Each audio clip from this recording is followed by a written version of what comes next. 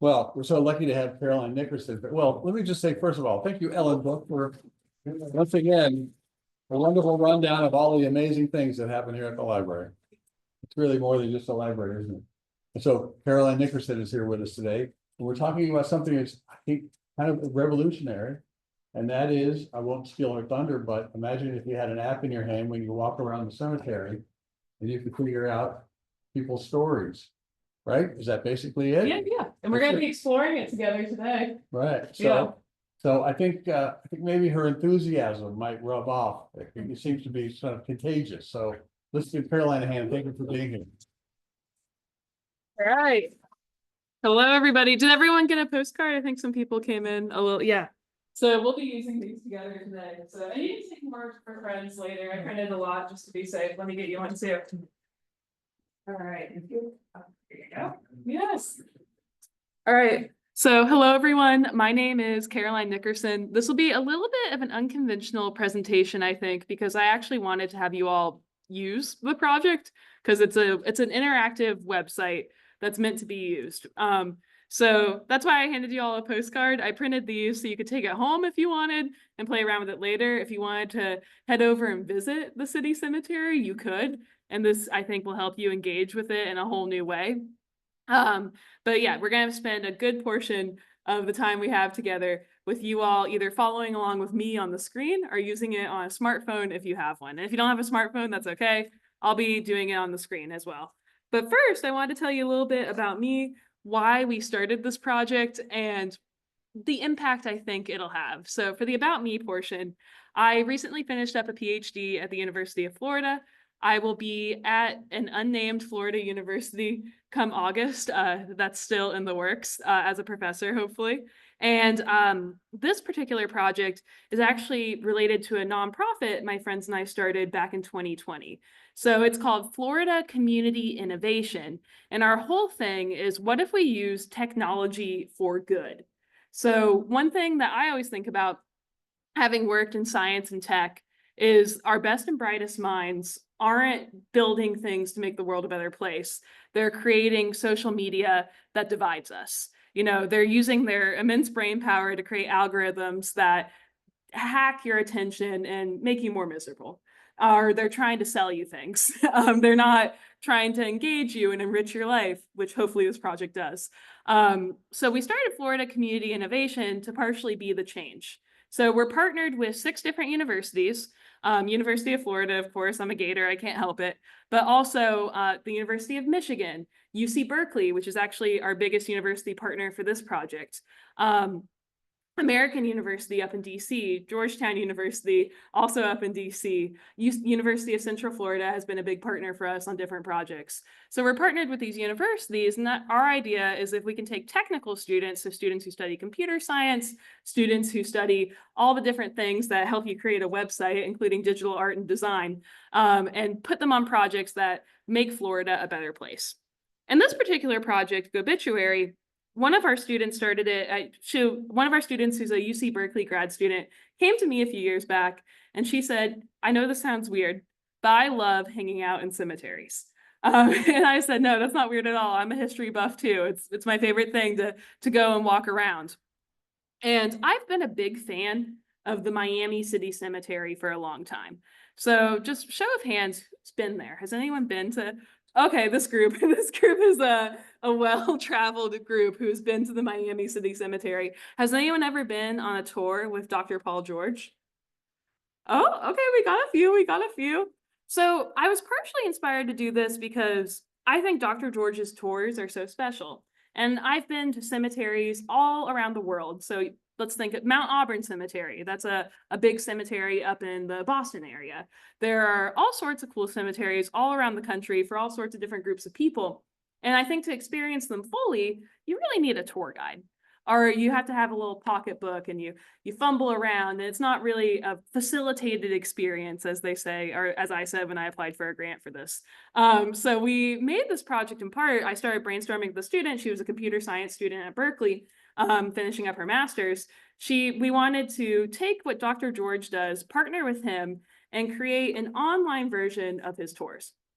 So the idea was when you're at cemeteries are really special. They're places where we go to reflect. I know I go to a cemetery I visit my nanny pretty frequently at her cemetery. It's a place where we can sit, ponder, remember who came before us, think about their legacies.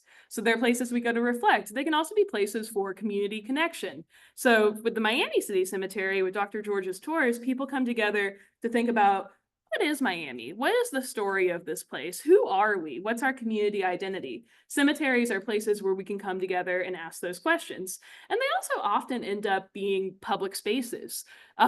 With the Miami City Cemetery, to go back to that example, because I feel like that's the main cemetery where I'm an expert, Dr. Fairchild, back in the day, he created it as a botanic garden. So he landscaped the Miami City Cemetery. So it was also meant to be a beautiful place where you could come and enjoy the beauty of nature. So cemeteries play all these different roles, but unless you can buy a ticket for a tour, you may not get to fully experience it. So we created Gobituary with a cemetery that we love as an initial way of doing that. And we were very grateful to have Dr. George's mentorship. That was huge because I majored in history as an undergraduate, but I'd been in the science and tech space for a while. I wanted to make sure we had a professional historian on board to help us. And then we had undergraduate students writing the histories. So they were working with Dr. George to do research using some of the library's resources to tell these untold stories. And it was really interesting what we uncovered and the connections that we were able to map of different people who were buried in the cemetery. This cemetery in particular has a lot of heavy hitters. So you may recognize Julia Tuttle, the mother of Miami, on your postcard. I made her the stamp. But she's buried in the cemetery, but there's also Alexander Lightbourne. He was an African-American founder of Miami. He was one of the people who incorporated it, overcame tremendous obstacles. And as we were doing more and more research, we realized that, William Burdine, he made Burdine's department store. But then one of the other folks buried in the cemetery, Lawson Thomas's wife, had been turned away from Burdine's when it was segregated. So we were able to see all these different connections between Miami as we were digging in. But I'm getting a little bit ahead of myself. Let's get into the process. So we partnered with Dr. George. We brought the City Cemetery staff on board and their awesome volunteer community, and they worked with us too. And this, I think, gets to our model of technology. So this is our digital humanities project, but we have other tech projects in Florida. We do a lot of work in Orlando, where we have our students work with social workers to identify resource gaps and build technology to help people find food banks, employment resources, things like that. Everything we do, from a digital humanities project like this one to a project where we're working with social workers, it has to be co-designed with community members. That's big for us. So working with Dr. George, working with the community members who have put it, like Ronnie Horowitz, he's put so much time into the cemetery, cleaning up the graves, working with people like him, working with the staff of the cemetery who have been there for decades. That was really important to us to make sure this was a good project and reflected their voices too. And then we had the students doing the historical research, and we were able to make this a multimedia experience. So I'll show you the first profile, Julia Tuttle, just because, she's important. Everybody thinks of her. We wanted this to be in English and Spanish. So you can toggle back and forth between English and Spanish. And how we envisioned it is, let's say I'm walking into the cemetery. There are signs at the cemetery gates, at the entrance and at the exit, where you can scan the same QR code you have on this postcard. So today we're bringing the cemetery to you, but you can also go to the cemetery and experience it. And the idea is you scan that QR code, and then you get to walk around and find all these different graves that we also have a map. And what we're making this better. This is a project we want to have for the long term, and we want to expand to other cemeteries. But there's also a map, so you could also navigate from grave to grave to think about the people who are buried there. And we try to account, everybody has a different learning style. Some people are readers, some people are listeners, some people like more of the back and forth. So for the readers, they can read the profile. For the people who want to listen, they can listen to it in English or in Spanish. You also have a carousel of images. I almost thought of it as the Instagram of Julia Tuttle or the different people buried there. You can read the expanded story. And then there's also a quiz for every single person. So for people who want to test their knowledge for fun, because that was something we found in our user research. Some people really like the interactive portions. We made it so people could go back and forth and test their knowledge about different people. I'll switch it back to English. So I know this is a very historically active group, and just for my own curiosity, I'm curious who's familiar with what historical figures. So Had people heard about Julia Tuttle, the mother of Miami, before today? Okay, yeah, this is yeah, this group knows. What about Alexander Lightbourne? Nice. Okay. William Burdine, had you all heard of him before? James Jackson. This is a super history audience. So you all might be reading through these histories and you might have suggestions for us of, hey, you need to include this source and we can add it in. Lawson Thomas. Okay. Charles Peacock. Nice. Theodore Gibson. Okay, okay. Jack Tigertail. Okay. This was my favorite one. So Anna and I, Yamima, she's a really great student. She's actually originally from Miami. She wrote the first draft of the story. I'll just show you some of the people who have been writing it. So that's Yamima, University of Florida student. She wrote the first draft, and then Anna and I really edited it with Dr. George, and we found the most interesting sources. His is Jack Tigertail's history ended up being the longest, just because I think he had a very unique place in Miami, and there were some sources we were able to surface from the library that hadn't made it into different digital repositories. Theodore Gibson, have y'all heard of him? Okay. We had Jack Tigertail. What about Richard E.S. Toomey? Okay, then I'm going to click on his because people aren't as familiar with him. So his history is very cool. And if you want a closer view, you can navigate to it via the QR code and click to it on your phone. But so Richard E.S. Toomey, he was the soldier poet. I'm just showing his as an example of some of the histories we were able to uncover. So we were able to find, a photograph of him. This is from the Black Archives History and Research Foundation of South Florida. There's a picture of his headstone in the city cemetery. Okay, this is cool. So Anna is the UC Berkeley student who led this project with me. And actually she really wants you all, I would be remiss to say, so for her to graduate, we need 40 survey responses. We're currently at 12.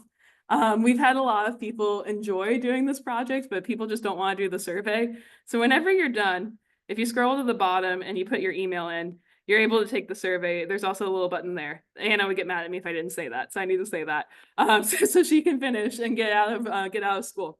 But we found this book of his poetry called Thoughts for True Americans, and just the depth of his feeling, the original thoughts he was able to express. I think they really ring true, and I'll be able to read some of it in a second. He had served as a soldier, so the soldier poet. Graduated from Howard University. A lot of his work, a lot of what we uncovered about his life, we uncovered from the Congressional Library. So let's say theoretically you walked into the cemetery, right? Oh, and you can also make it larger. So for those who need the large print, you can toggle to larger. That was another thing we found with user research. People like large print. Makes sense. You're squinting at your phone in the cemetery. You might need some bigger text. So let's say you're at the cemetery. You've navigated to his grave. You can either listen to Anna tell the story in English or in Spanish, or you can read it. I'll read it for you right now. So Richard E.S. Toomey is buried in the veterans section of the cemetery, but he was many things: an acclaimed poet, a trailblazing lawyer, soldier, and civic leader. And through every facet of his life, Toomey sought to uplift Black Americans and uphold American ideals of liberty and justice. Little is known about Toomey's early life. According to a census, Toomey was the son of an oyster farmer in Baltimore, Maryland. Many documents start the chronicle of his life in 1894, when he graduated from Lincoln University of Pennsylvania at the age of 33. Before embarking on law school at Howard University, he enlisted in the Army and served in the Spanish-American War in 1898, during which he was promoted to first lieutenant. It was around this time that Toomey published his book, Thoughts for True Americans, where he reflects on everything from friendship and heroism to American ideals, injustice, and internal struggles. In his masterpiece, Ode to Columbia, Toomey reconciles U.S. crimes against Black Americans with his admiration of his country, citing its steady march toward progress. He praises American pursuits of freedom and justice, but he urges the nation to treat all equally. Only then can the country's ideals truly be realized. He writes, "Can we dare highest excellence crave, while the people exist part free, part slave? Feudal cravings, such heights we cannot reach, lest we practice what our institutes teach. And why should our destiny be withstood, while millions desire their country's good?" His works and Thoughts for True Americans contemplate the contrast between American ideals and reality. Despite the discrepancy, Toomey has an optimistic vision of an equal America, and he keeps faith that good will triumph over evil. Toomey was dubbed the soldier poet for his beloved poems, and he was invited to read a selection at the Congressional Library. That's huge for that era. In 1912, Toomey moved to Miami, making him the city and South Florida's first Black lawyer. The following year, the Miami Chamber of Commerce invited him to open his own practice to serve the city's Black population. At the time, white attorneys would not help Black clients with everyday legal matters such as divorce, changing their name, or buying property. Toomey would be able to assist Black clients with both everyday legal services and more sophisticated ones. Every turn, Toomey put the representation of Miami's Black community above himself. He was often harassed on the way to the courthouse, so he took an alternative route along the railroad tracks. Because of racism and segregation, he wasn't allowed to address the jury and interrogate witnesses in court, so he paid a white attorney to do it for him, a cost he took on. He took a small paycheck since he was representing people with little money. Although the odds were constantly stacked against him, Toomey still shone. He wrote excellent legal briefs, and local white attorneys sought out his skills frequently amid a trial. He also shone as a civic leader in Miami. He advocated for police reform and pushed for Black policemen in Colored Town, now Overtown, since the area was policed by white officers who could be brutal. He was a principal in the Negro Uplift Association of Dade County, which appeared after the conclusion of World War I, and asked the Miami City Council to hire Black policemen for Overtown, in part because of the aforementioned brutality of white police officers against Black residents. Toomey and the association's request, however, was spurned by the white lawmakers, and it was not until 1944 that the first Black policemen, called patrolmen, were hired with limited authority to police the Black community. On top of all the above involvements and achievements, Toomey was vice president of the Negro National Bar Association. Up until the final years of his life, he remained a principal spokesman for Black Miamians. Only recently was Toomey's small grave marker, located in a section of the cemetery reserved for Black military veterans, joined by a headstone that honors all of his accomplishments. However, it was never the glory that Toomey sought. His poem, A Hero and a Lesson, says of a hero, modest yet brave, he seeks no cause to rouse his countrymen's applause. He makes no play to place his name upon his nation's roll of fame. First and foremost, Toomey wanted to uplift Black Americans. Still, it is our job to remember him, the man who made Miami more equal through his legal service, advocacy, and words. Special thanks to the Black Archives, History, and Research Foundation of South Florida and Florida International University for providing invaluable resources for the team creating this historiography. And then, of course, we have all the citations too. So we went through that experience, right? We were in the cemetery, we were sitting by his small grave marker, and then the larger one that was put in later. Then for the person who likes to check their knowledge, we're going to do the quiz together so you get the full Gobituary experience.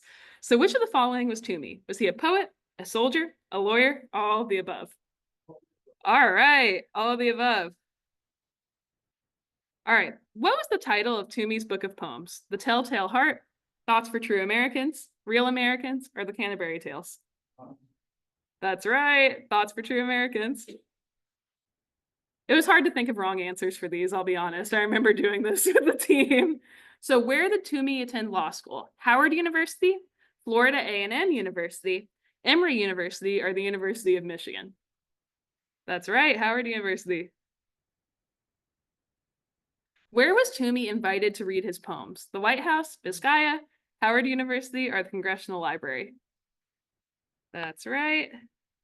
We're almost done with our quiz. All right, what war did Toomey enlist in? World War I, Spanish American, Civil War, or World War II? That's right. History wizard. Wow. And then you get to review your answers too. We envisioned this a lot for school groups, even though we found some adults enjoyed it too. People like to test their knowledge. I mean, you all are probably like that. You probably played the New York Times games on your phones, do the little wordles and things like that. People just like it. So theoretically, everybody who goes to the cemetery will then measure the impact with the survey.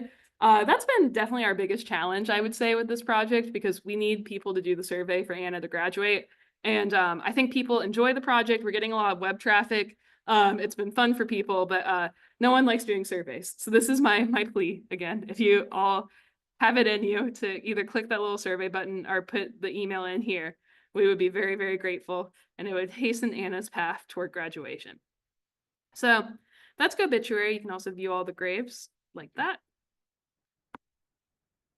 Caroline, you started with, what is it, 7 or 9? Yeah, To prove the concept. yes.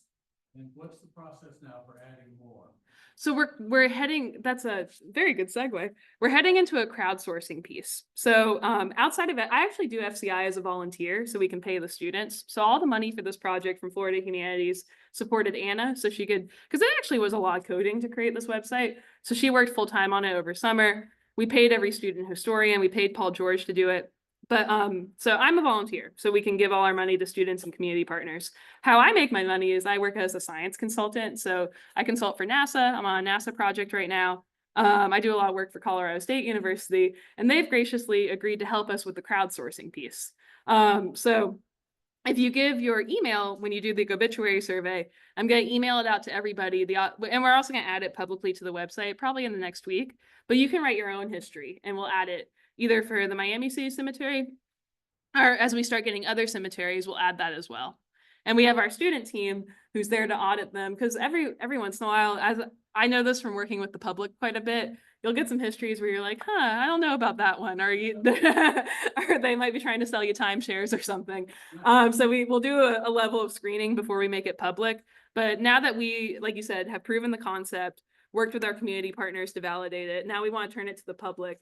I'm particularly excited about this, especially as we expand to like Jewish cemeteries around the country, or cemeteries for anyone, like Black cemeteries. There are some things that are just oral history so far. Paul George was really helpful for that because he knows everything about Miami. But there are some histories where it might just be family lore are passed down, or, like, I know Alexander Lightbourne's wife is still, no, not his wife. Someone's wife is still alive who we spotlighted. I forget who. Anna would know. But yes, Theodore Gibson. There we go. Yes. His wife is still alive. So being able to document histories that haven't been written down yet is what I'm most excited about for the crowdsourced portion and the oral history pieces. So anybody who fills out that survey gets the link to it. And you can also see the landing page here. We wrote a full history of the cemetery itself, which special place. I think the thing about the cemetery and what I hope for with this project, and I was brainstorming with the city cemetery staff about this, is this cemetery in particular experiences a lot of vandalism. Just I think because it's so close to Wynwood, it's in Wynwood. So people will graffiti it. It has struggled with storms. There's been grave robbings. You can see the impacts of climate change when you're there. Sometimes the ground almost feels squishy. Anyone who has spent a lot of time in Florida is familiar with sunny day flooding, and this cemetery is not immune. So my hope is that this project also gets more attention for the cemetery, so people are more motivated to preserve it. And I also hope that this project is, even if we lose certain valuable landmarks, we just have to be honest. My PhD focused on climate change. There are some things we're going to lose in the next few decades. So I think being able to at least preserve them in a virtual way is good. Like, I'll give an example. I'm working on another project as a contractor in Tunisia, where we're doing virtual reality scans of monuments. So some of the Roman amphitheaters and things like that. And part of the reason we're doing that is those are degrading at a pretty rapid rate, and some of them might be lost. So, first choice would be, right, preserving our heritage, but at a minimum, preserving it in some format, some digital format, I think is better than nothing. So that's the contribution I try to bring as a technologist, and bringing students in for social good technology is, I think, a big piece of why it works. Yeah.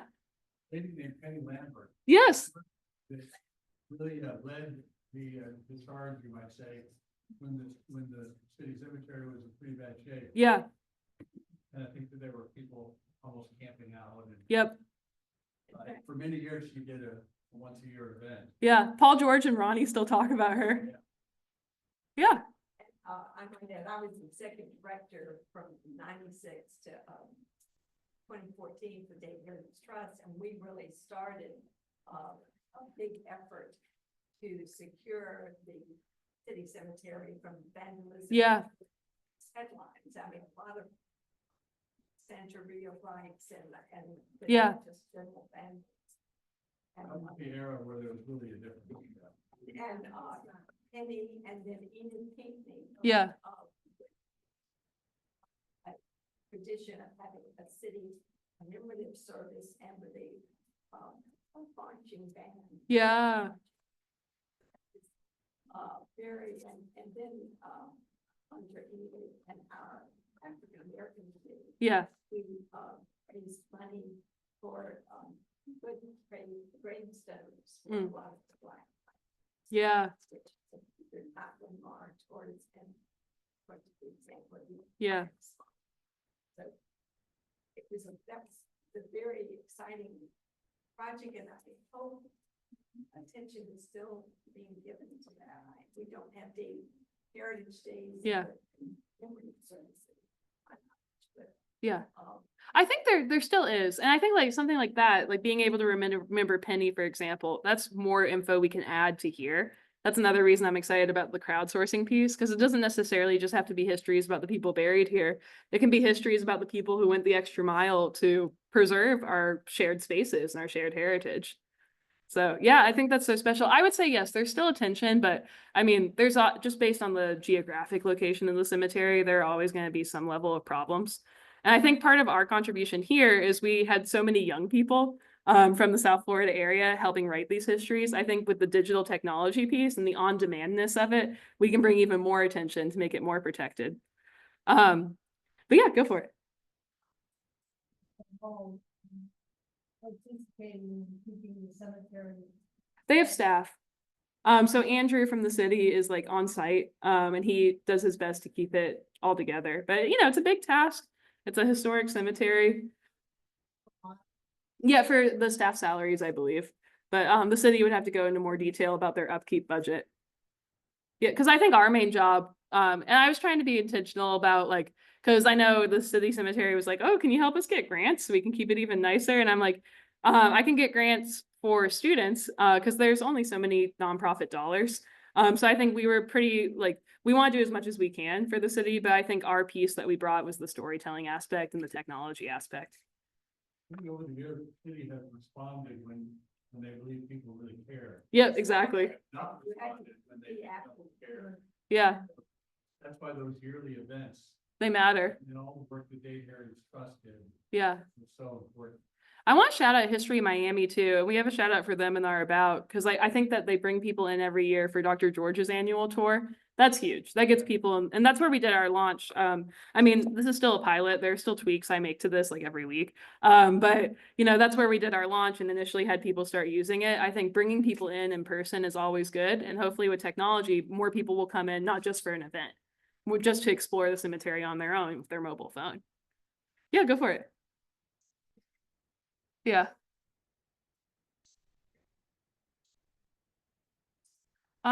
I think, let's see, let me go back. Caroline, if you repeat questions, I think people online and recording. For sure. So we had a question about, here's Library of Congress. So I think there's two separate things. I can bring that feedback back to the students and say, hey, okay. All right, I'll tell the students to fix that one. Yeah. So that room on the picture. Yeah. is definitely Library of Congress. Yeah. All right, I'll get the students to fix that. There we go. Hey, yeah. Well, and that's like why it's so important to make something like this iterative, right? And like why it's important to be able to pay the students so we can have them on call to make fixes. Yeah, thank you for pointing that out. But the Gobituary, you can do it online also. You don't have to go to the library. That's right. Go to the cemetery. Yeah, you can scan it anytime. Oh, great. Yay. But my question was, is it just for people who are like, did something common? I don't think. Well, I think with the crowdsourcing piece, more people will be able to write histories about whoever they want. Now that we're opening it up to the public, we just picked this initial 9 because Paul George said these were his favorites. So, you know, we were like, who are 9 really good people to spotlight just to start? And because it took, you know, a few weeks to write each one. It's a lot. Yeah, it's a lot of work. So these were the first 9 that we picked with help from Dr. George. Yeah, there's so many. Yeah, well, I mean, just going on the tour, I was like, oh, we need to write a history. Like the girl who is sleeping in the concrete, if you're familiar with that one. I want to put a student on that one and have them research that a little bit more. It's so interesting. Yeah, Miller. There you go. Yeah. But yeah, Julie, and I was also thinking like with Julia Tuttle, it's like we have all the big accomplished people. It'd be interesting to spotlight people who maybe didn't have, they were more everyday people. Because that will give us more of an insight about what life actually was like back then. Because like people like, Richard Toomey, he was defying the odds and putting to like a superhero really. But it'd be interesting to see like some of the other folks too. Exactly. Yeah. And I think with the crowdsourcing piece, it'd be great to have like people who maybe some of the oral histories from the Jewish section that might not have been written down. It'd be really nice to get those. I think there are a lot of directions we can take this. It's going to be interesting moving ahead because I know like Florida Humanities, our funder, they've lost a lot of their funding from the National Endowment of the Humanities. And I had also put in for a grant from them to expand this to more cemeteries with more of the curated approach where we could pay students to write the different histories and pay community partners to help edit them. So a lot of this will be, I think, powered by volunteers for the next stage, just with the current funding landscape. So that's why the crowdsourcing piece will be so important. Right now it's about 10. Yeah. So they'll already graduate and then. Yeah, and so that's a part of FCI, Florida Community Innovations model. For every tech project we take on, we have rotating cohorts of students. So it'll also be maintained in perpetuity, probably by different students from Berkeley, just because we've had good energy from them. But yeah, I think that's part of the beauty of being under like an umbrella of a larger tech, student-centered tech organization. We keep it fresh. Yeah.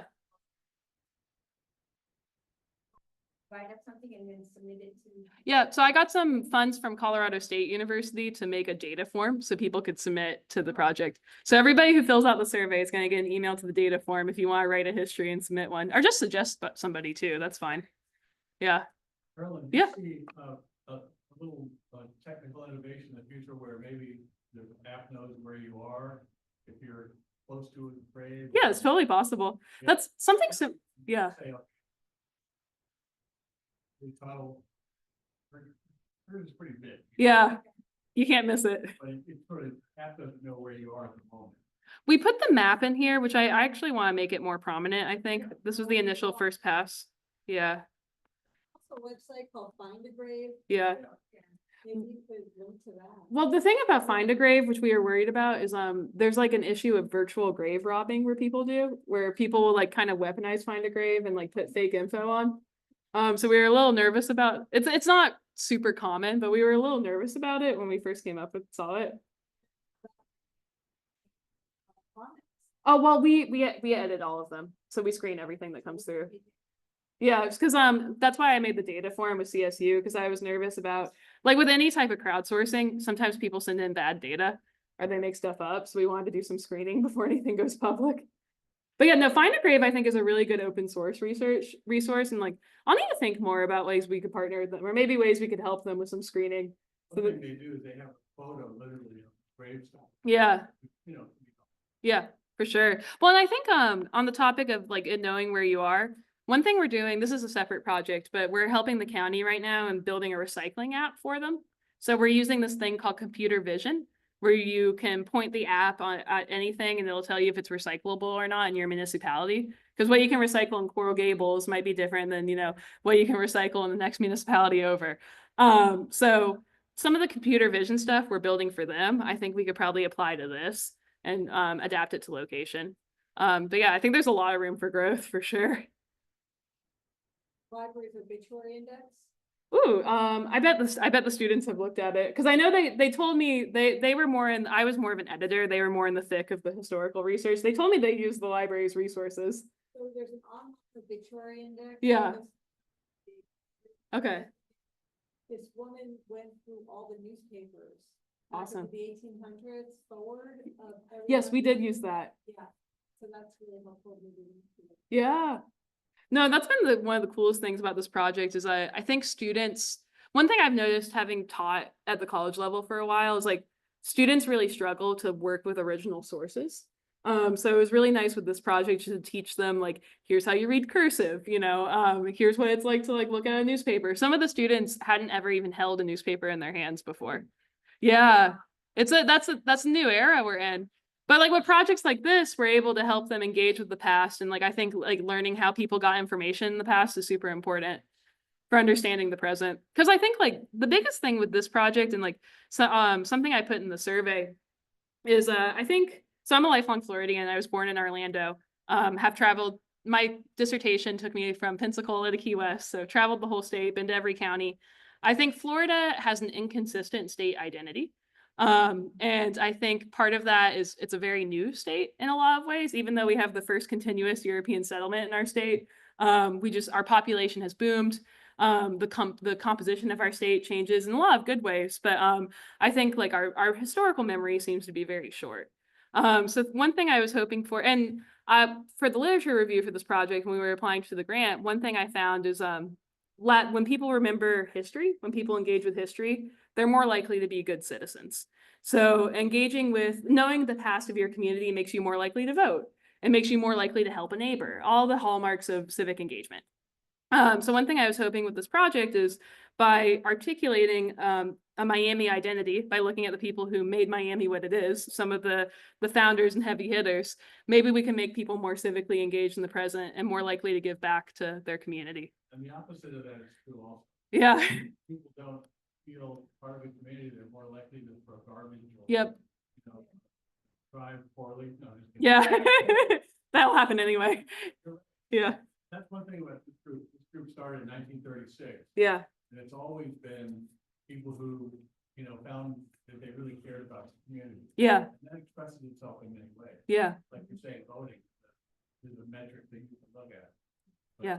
But yeah, the opposite is, and it's considered down here that nobody really knows history and nobody cares. Yeah.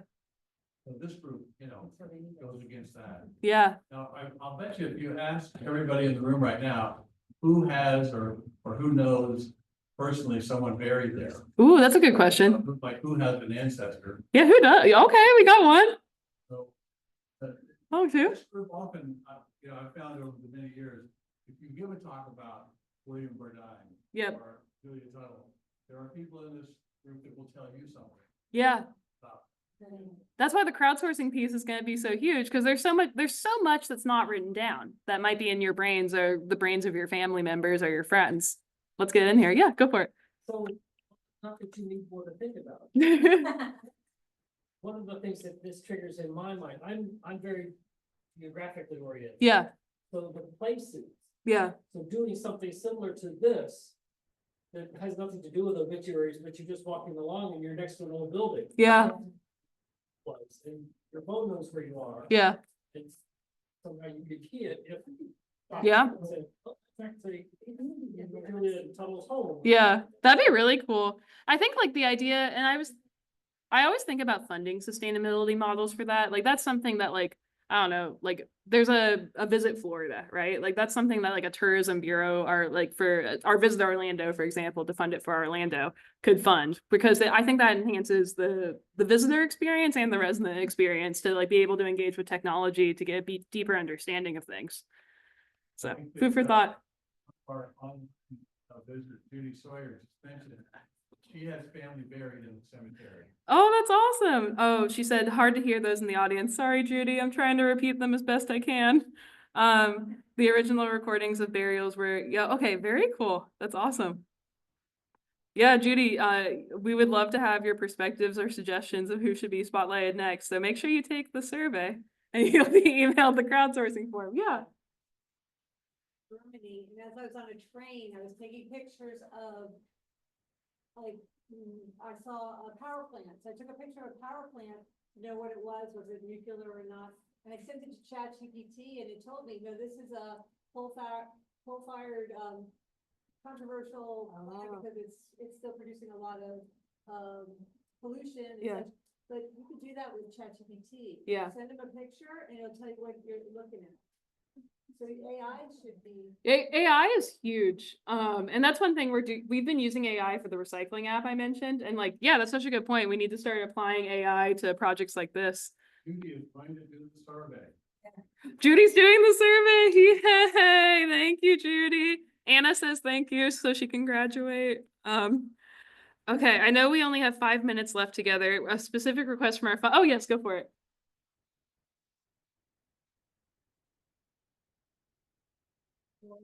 Yeah, So painful that it seems sometimes that historic buildings are not preserved. yeah, It's demolished and out, and then you say the chat GPT, you know, these are apartments when it used to be a stadium yeah, that was historic. So that, I don't know, in South Florida, I pray and I hope that we can get to the point where it would show you what used to be there. that was Yeah. Historic. Many of us here obviously would know if we lived here, obviously we love history, but it's so sad. I mean, right now, the Coconut Grove Playhouse, they're gonna, I think, preserve just the facade of it. Gotta right? keep the front facade. I mean, hello, and that place is super historic. yeah, It's painful to me to see so many things from years ago just gone. You It's look been around, 35 years, it's just a mess. it's sad. Yeah. It's very sad. So I hope that South Florida does something. Everybody does a little something to preserve history, places, people more yeah. than what's being done. Yeah, no, I think we all need to kind of pick our lane and figure out where can we have the most impact on the preservation piece. Yeah, oh, thank you. Yeah, well, and I think it's such a big problem to like what you're saying. I think like, so for my lane, it's getting young people excited about it and getting them to use their digital technology skills to document it. And then for you all, your lane might be showing up to a city council meeting and advocating for historical preservation. I think we all have a superpower or a lane we can pick to try to chip off different pieces of the problem and hopefully lead to a preserved history we can all appreciate. Yay. Well, okay, so we have 4 minutes left. The funder asked me to take a picture here. They like to see pictures. I don't know. They put it on their brochures. So if anybody wants to be in it, you can. I'm gonna put the slide back up and do a photo at the podium. But I wanted to ask any final last minute reflections or ponderings before we go. Yeah, go for it. Cemetery, I know we talked about how it has its problems, but it's also has positives. Yep. They heard us at, the young boy that was trying to get his Eagle Scout. Yes. So he was out there and it was just full of people. And they cleaned all the stones, just the few they didn't get. Yeah. Of all the military. Yeah. Besides everything. That's beautiful. It was wonderful, great day, perfect. And then, they had architecture students from Fort Myers. They Yeah. Came over and helped clean stones. They were interested in the stone itself. And That- finding out about those different. That's been big. individuals. I was working with a librarian on this project and she told me her big passion is like the stones and how to clean them properly. Like people, the geology nerds, they love cemeteries. So it's very cool stuff. That's a big thing too, like just to celebrate it. I think for me, the most rewarding part of this project has been the community partners. Like I honestly almost start to cry thinking about the care Ronnie's put into the cemetery, like day in, day out, just cleaning up. So I think like this is an inspiring story, and like hopefully by documenting it digitally, we can make the story go even farther. Yeah. Amazing when one person cares about something. Yeah, Really, he's taking it on. yeah, I figure somebody's got it, but and it's him, yeah, he deserves a lot of credit. for sure. I know he's gonna be cleaning up on Memorial Day if anyone else wants to come out. Yeah, Memorial Day, yeah. You know, probably 98 out of 100 people that live in Dade County don't even know that cemetery exists. I know, I was out there the other day and this man, these people were walking by. Yeah. I mean, they have been, he looks in and he said, oh, this is a cemetery. I walk by here every day. I'm like, come on. Well, now we have the sign so he can scan with his phone, yeah. And they just, I go by here every day. One of the fathers at that day of Boy Scouts, he said, you know, I drive by here every day, see, teaches at one of the schools. Yeah, And I cut down this back road, and I didn't know this was. yeah, I just passed it up, and now I stop. yeah, I look at, or I go through it. yeah, So it's, It's interesting to imagine it also as really well landscaped. yeah. yes, Park, It'd be beautiful, yeah, big tent yeah, place, but the Botanic Garden, place. yeah. it was good. Yeah.